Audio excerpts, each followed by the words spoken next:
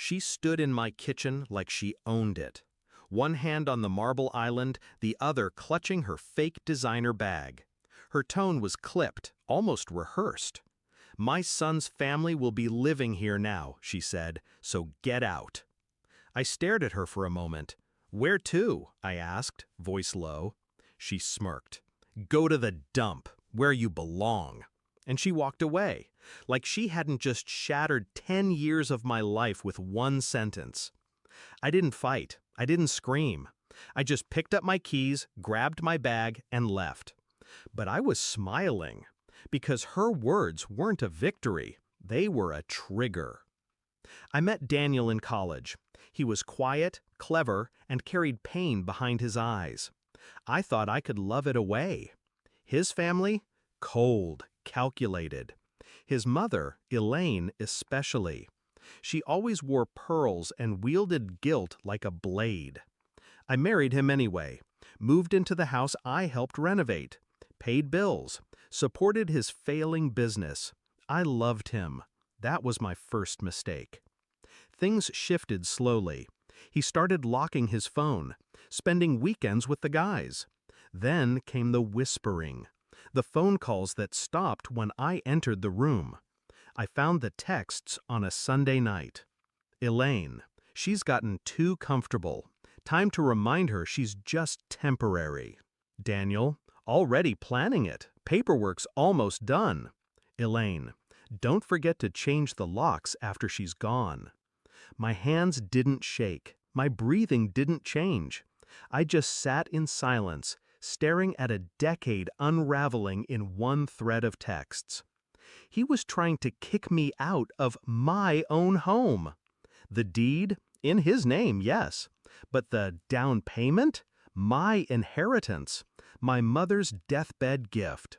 And they thought I'd just walk away? No, I would disappear. But only to sharpen the blade.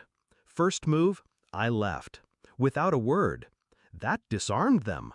They assumed I'd run to a friend, a shelter, maybe the dump his mother suggested.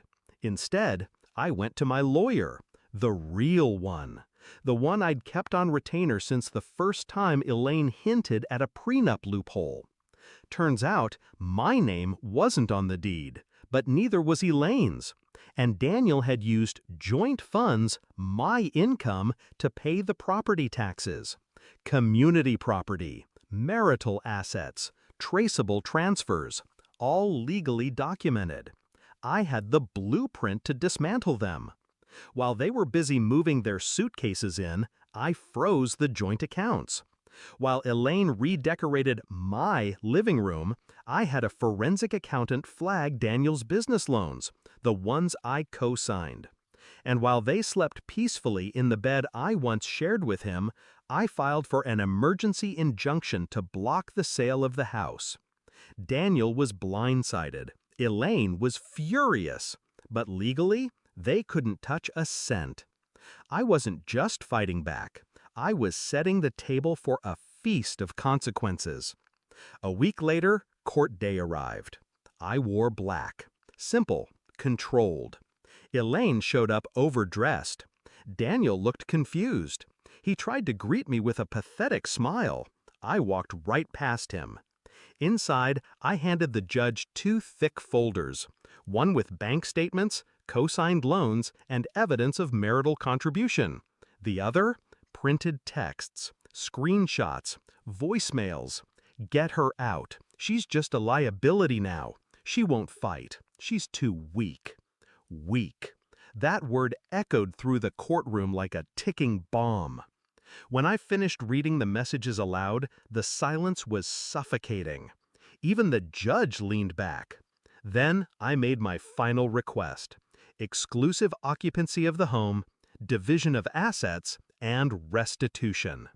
The ruling? Swift, brutal, beautiful.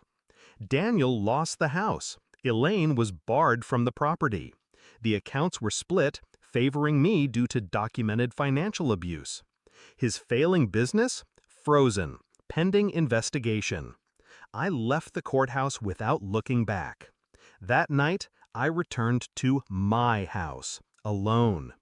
The locks had already been changed. By me. Elaine tried to come back 2 days later. She stood outside, banging on the door, screaming, threatening. I opened the curtain just enough for her to see my face. Then I smiled and closed it.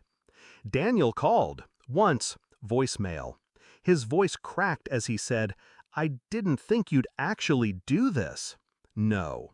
He thought I'd beg, cry, grovel. But I don't cry anymore. I calculate. Now, they're gone. Elaine had to move back to her sister's studio.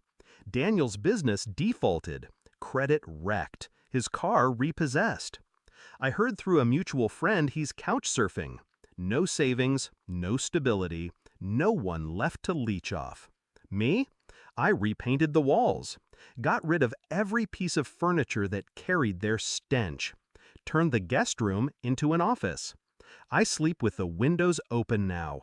The silence is freedom. Final reflection. They told me to go to the dump. So I did. But I didn't stay there. I just needed a quiet place to plan their burial.